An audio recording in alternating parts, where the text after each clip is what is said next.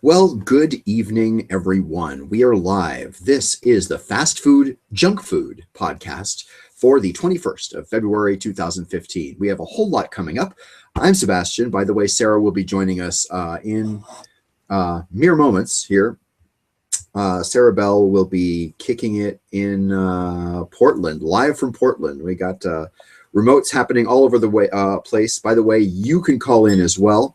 The telephone number 310-776-5867. If you are joining us live, you're certainly able to call in. If you are not joining us live, then you will have to send us a tweet. And I will put the Twitter up on your screen. Let's see here.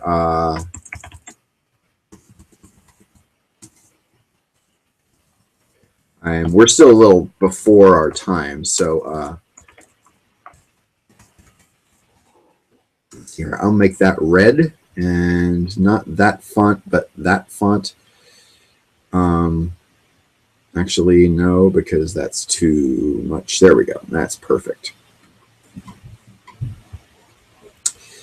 Okay, and then phone 310-776-5869.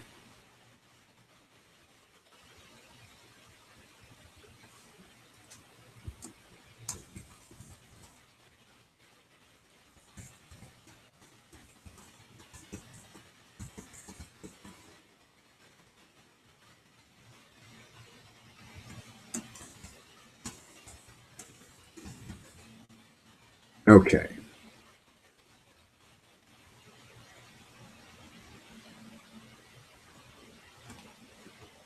And now we're ready to roll here. It is now 10 o'clock. I'm sorry, it is 9 o'clock on the west coast of the United States, 0500 GMT. I'm Sebastian. You are here on the Fast Food, Junk Food podcast. And today's topic, it's a good one. The topic is bacon. We're going to be talking all about bacon. We're going to spend our first half hour just kind of shooting the shit and sort of feeling out the live software and situation and so on. We are going to be joined, as I said, live from the Pacific Northwest with my co-host and partner in crime, SaraBelle, who is just, I wouldn't want to do this podcast with anybody else than her. I got to tell you that. Let's see here. She's having trouble, but let's see here. I do see one viewer viewing, so that may either be one of my Trekkies from the Trekkie chat room. Hi, Fegbert, if that's you. If it's Sarah, then hi. I still don't see you as a joining thing here. Let's see here. I'm up and on, I will say. I tell you what we may do. Here was my plan initially for this podcast. The next 90 minutes is us going to be here live. 30 of those minutes is going to be the next edition of our podcast. You may have watched us on YouTube a couple of times. We've done a number of burger reviews, some of which are not up yet. We've done a lot together when our time that we had kind of in the same city. Then SaraBelle had to go back to the Pacific Northwest where she's a resident, and I was kind of left here in the high desert, as it were. Sarah says she's watching. Join on cam somehow. And what I think we'll do, here's what I originally planned. The first half hour, just kind of feeling it out and talking about things. The second half hour is actually going to be watching our new episode, which is the Bacon Watch episode. I'm very excited to bring that to you. You're not on cam. At any rate, the second half hour is going to be watching the show, and then the third half hour kind of rehashing and talking about stuff. I think I may sort of change things up a little bit because I feel like it may be better to figure out how Sarah can get on camera. We've done this before, and somehow she's having some trouble now. So I think what might be the best thing is for us to go ahead and watch the Bacon Watch episode now while we get these technical things sorted out. We should have probably started about 20 minutes ago kind of a thing, but in the meantime, we can go ahead and start watching the video cast, and then we can take your calls and discuss things, all things bacon, by the way. We talked about, let's see, I think we talked about colored bacon. If you've ever seen colored bacon, you will see at least photographs of colored bacon. I don't want to have any colored bacon in my life, frankly, so you won't be seeing me eat it anytime soon. But You did. All right. While I figure this out, we're going to go ahead and watch the video cast. Go ahead and give a call. This is the phone number, 310-776-KUNZ. That's 310-776-KUNZ. And let me go ahead and switch us over to the video podcast of the SaraBelle and Sebastian program, where we talk all about bacon. And by the way, find a bacon story. Join us on the Google Cast. If you have a camera and you don't mind being on with us, please give us a join here and tweet it out to your friends if you happen to like what we do. And then we will, as I said, return in about, we'll take our first break. We'll come in here and maybe we can talk about things during the first break of the show, and then we'll play the second 15 minutes. In the meantime, I now present, without further ado, the Fast Food Junk Food podcast for this edition, the February 21st edition, 2014. And I present it to you now. Please enjoy it. And we'll be back on the other side in about 15 minutes live. Give us a call, tweet us, join us in the conversation here on Google Plus Hangouts. And now our program. If I am able to find the correct version of the file. Ah, yes. Here we go. All right. Here we go. That's the music. Let's get going here. Enjoy the show. Let's see. Here we go.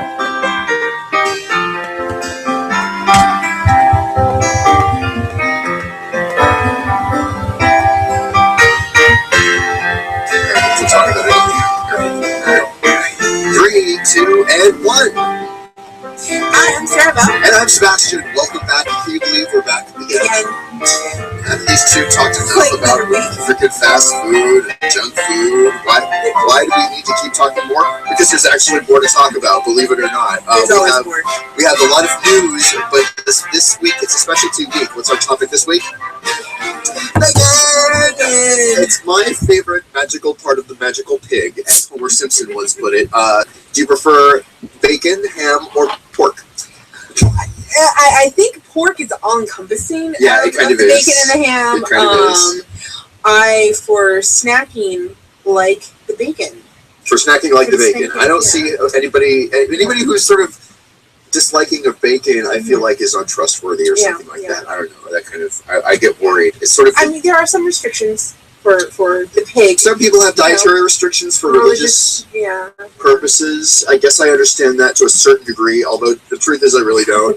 Like, I'm not a religious guy, and I don't really get religious people that much, so I feel like, how can you deprive yourself of something that good? How can you do that? How can you not cut your hair and not eat pork? Yeah. I don't know. But bacon. That's what we're talking about during segment one here. It's Bacon Watch, basically, here. And we have what stories coming up? We have the following stories. Five Guys Shakes want bacon. Mm-hmm. What is that about? They are doing a shake bar, basically. A shake bar? Like I love make your own shakes. Like a make your own Sunday bar, kind of? Yeah, exactly. And they're thinking about putting bacon in the make your own shake menu. So far, so good, except then you get to the bacon part, and I'm like, cBas says no. Also, Chinese city says all of its pollution is due to one thing. Bacon. Bacon, a little factoid here for you, just to start us off. Bacon has grown into an industry generating more than how many $1 billion in annual revenue? Billion. I'm going to say 2.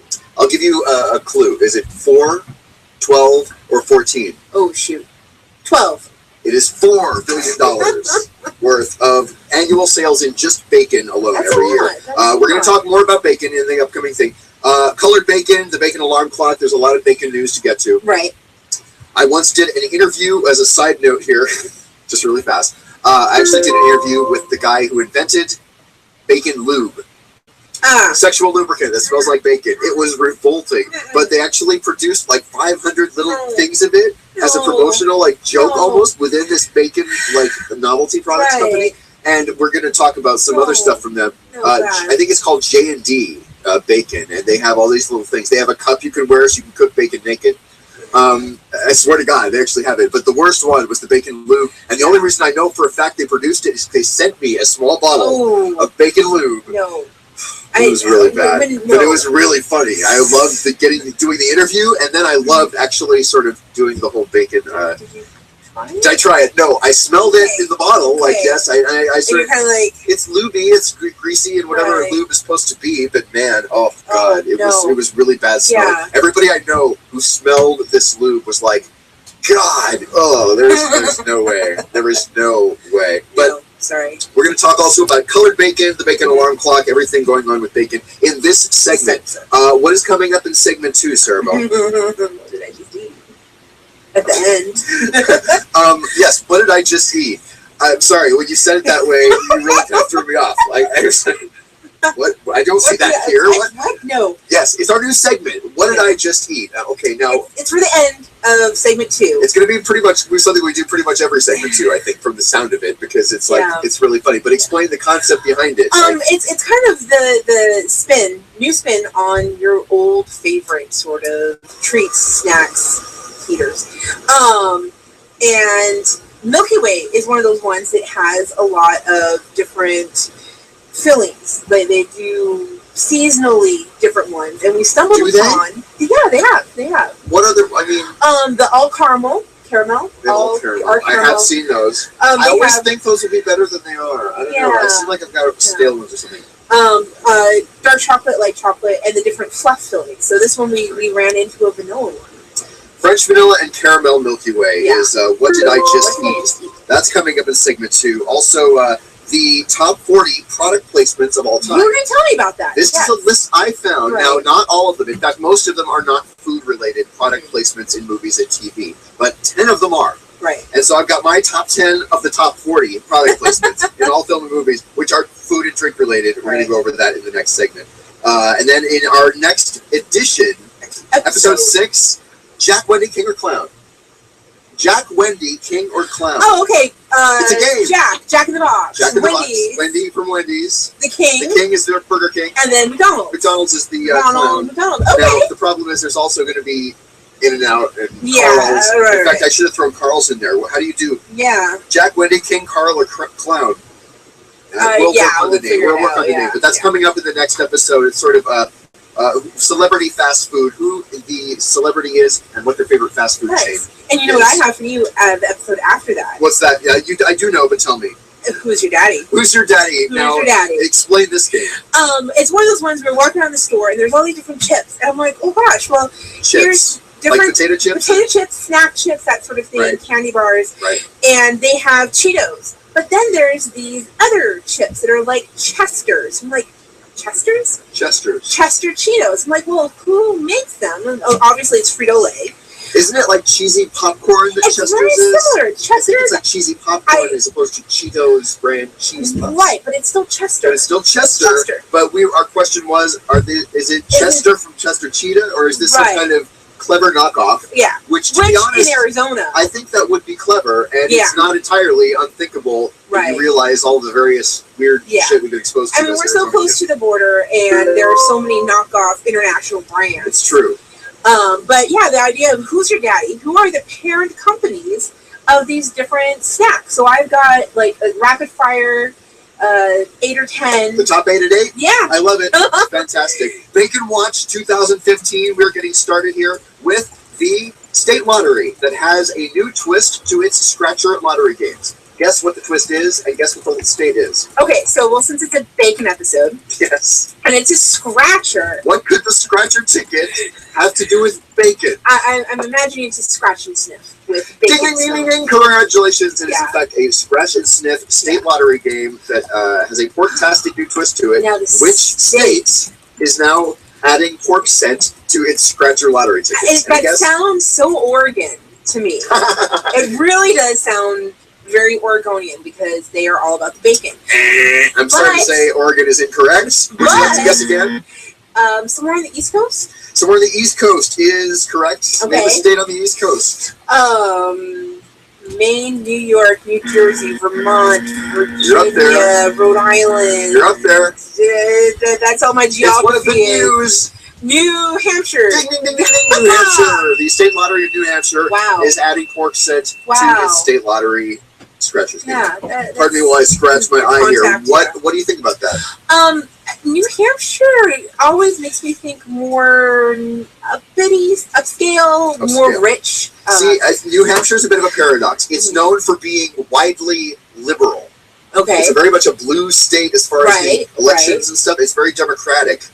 But who's the governor from there that just ran for president was Mitt Romney, the Republican. Right. So it's got this Republican, but it's known for being liberal, like super liberal, actually, I think. So I think it's kind of paradoxical. Yeah. But yes, I love that there are lottery tickets. In fact, if you're watching us anywhere close to New Hampshire and are able to go get a New Hampshire State Lottery ticket and scratch it off, please do a Skype interview with us. Yeah, we'd love to see get in touch reaction. With us. I'm dying to hear that. Or, you can always tweet us. We might give them a P.O. box and you can mail us. Send us the tweet, yes, on Twitter. cBas and SaraBelle on Twitter, minus the silent E. Yes. Tell me about Five Guys and their shakes. This is another freaking fiasco. Right. Five Guys in, I don't remember what state it is, but they were talking about a make-your-own shake bar. So, to me, banana, strawberry, blueberry, fruits, awesome. They want to include bacon.